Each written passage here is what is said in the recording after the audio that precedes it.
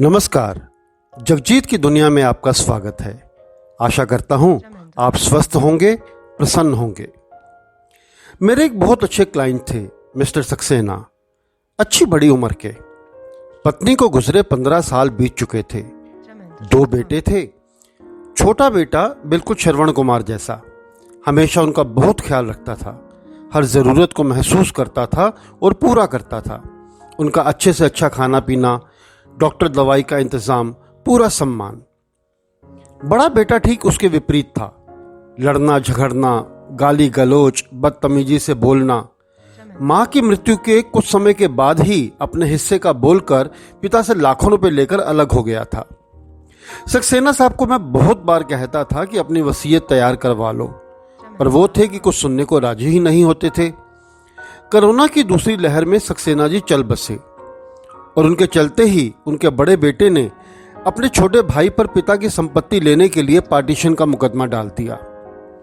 अब एक वकील की हैसियत से मालूम है कि उनका बड़ा बेटा लॉ ऑफ सक्सेशन के हिसाब से अपने पिता की जायदाद में आधा मालिक बन जाएगा, क्योंकि उनके पिता ने कभी भी अपनी प्रॉपर्टी की विल नहीं की थी और शायद ये सक्सेना साहब कभी नहीं चाहते थे। हम में से बहुत से लोग ऐसी ही गलतियां करते हैं।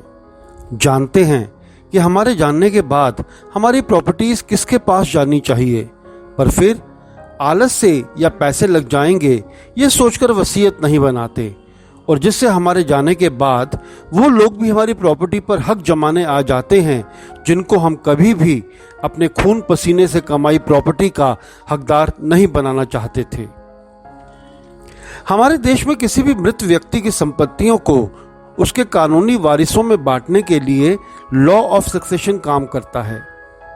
इसको हम 2 भागों में बांटकर देख सकते हैं।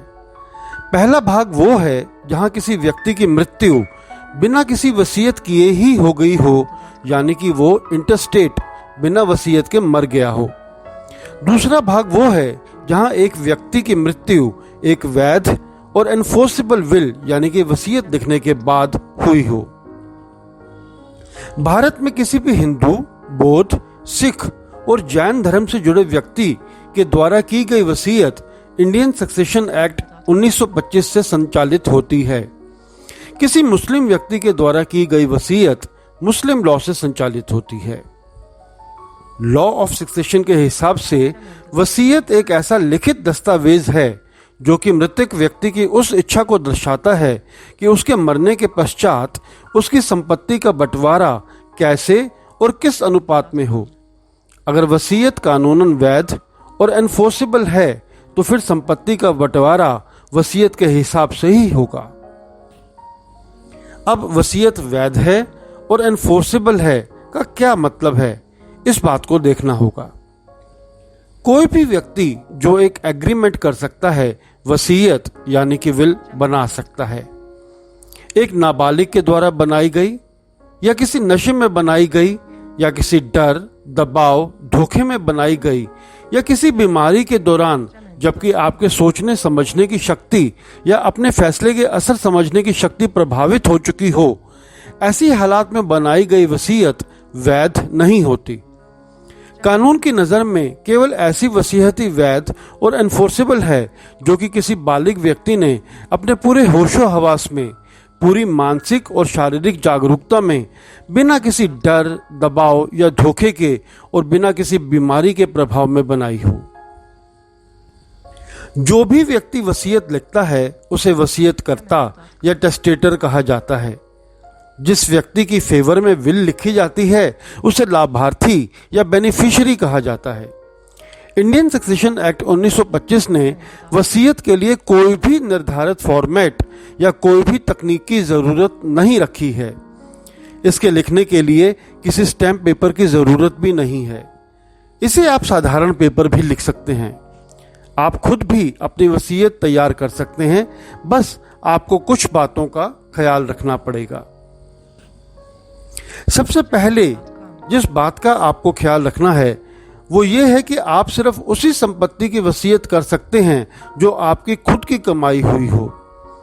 किसी दूसरे की प्रॉपर्टी को आप विल में नहीं दे सकते।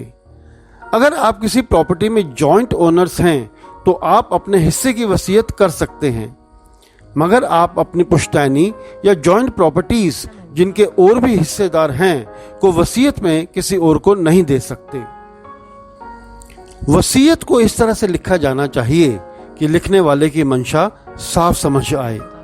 सबसे पहले आपका नाम, पिताजी का नाम, आपकी उम्र, घर का पता, आधार कार्ड नंबर, फोन नंबर, जिस इमूवेबल प्रॉपर्टी के बारे में वसीयत करनी है उसका पूरा ब्यौरा और वो पूरी चेन जिससे कि आप प्रॉपर्टी के मालिक बने हैं विल में लिखा जाना चाहिए।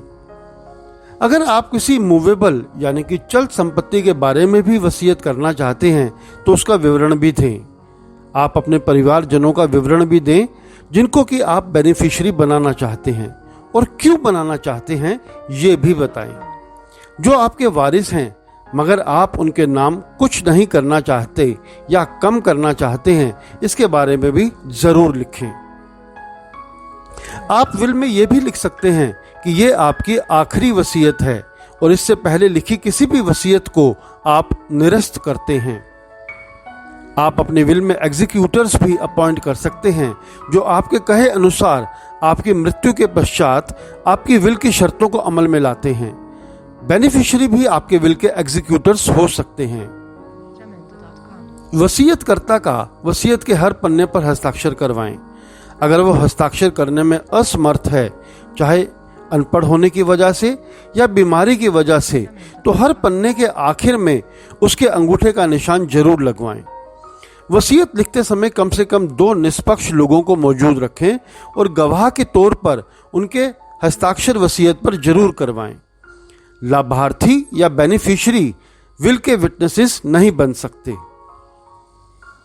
अगर जरूरत पड़े तो वसीयतकर्ता वसीयत करते समय किसी डॉक्टर का सर्टिफिकेट भी ले सकते हैं जो इस बात का तस्दीक करेगा कि वसीयत लिखते समय वसीयतकर्ता दिमागी तौर से पूरा जागरूक और होशो हवास में था। अगर आप वसीयत किसी वकील के द्वारा ड्राफ्ट करवा रहे हैं तो विल के आखिरी में उन वकील साहब से ड्राफ्टेड बाय लिखवा कर उनका नाम और हस्ताक्षर भी करवा लें ताकि ज़रूरत पड़ने पर वो इस बात की गवाही दे सकें कि वसीयत आपकी इच्छा अनुसार बनाई गई थी और उस समय आप विल करने में पूरे सक्षम थे। आजकल कई लोग वसीयत लिखते समय वीडियो भी तैयार कर लेते हैं जिसमें वसीयतकर्ता वसीयत में लिखी बातों को वीडियो पर रिकॉर्ड भी करता है और वीडियो में गवाह आदि भी नजर आते रहते हैं, जिससे कि साबित करने में आसानी हो जाती है कि वसीयत को वसीयतकर्ता की मर्जी से ही बनाया गया है। कानून में विल को रजिस्टर कराने की कोई आवश्यकता नहीं है, पर फिर भी यह हमेशा बेहतर रहता है कि आप अपने विल को ज़्यादा मजबूती देने के लिए इसे रजिस्ट्रार के ऑफिस में रजिस्टर करवा लें। ऐसा करने से विल के प्रोबेट करवाते समय आपकी विल के असली बेनिफिशियरीज को सहायता मिलेगी। ये जरूरी नहीं है कि जिस प्रॉपर्टी की आप विल कर रहे हों वहीं के स्थानीय रजिस्ट्रार के ऑफिस में आपको विल रजिस्टर करवाना जरूरी है। विल आप किसी भी रजिस्ट्रार के ऑफिस में रजिस्टर करवा सकते हैं। आप अपने जीवन काल में जितनी चाहे वसीयत कर सकते हैं, पर कानूनन आपके द्वारा लिखी गई आखिरी वसीयत चाहे वो रजिस्टर हुई हो या नहीं वैध मानी जाएगी। दोस्तों, जिंदगी का कोई भरोसा नहीं है। कोरोना काल ने यह सबक हम सभी को भली भांति सिखला दिया है। इसलिए समझदारी इसी में है कि हम समय रहते अपनी वसीयत तैयार करवाएं ताकि कल हमारे जाने के बाद हमारे वारिसों को किसी भी प्रकार की कानूनी अड़चन ना आए। आपको ये एपिसोड कैसा लगा? अगर ये एपिसोड आपको अच्छा लगा हो तो कृपया इसे लाइक करना और कमेंट करना ना भूलें। अगर अभी तक आपने ये चैनल सब्सक्राइब नहीं किया है तो फौरन कर लें। तो मिलते हैं जल्द ही जगजीत की दुनिया के एक नए एपिसोड में। तब तक के लिए नमस्कार।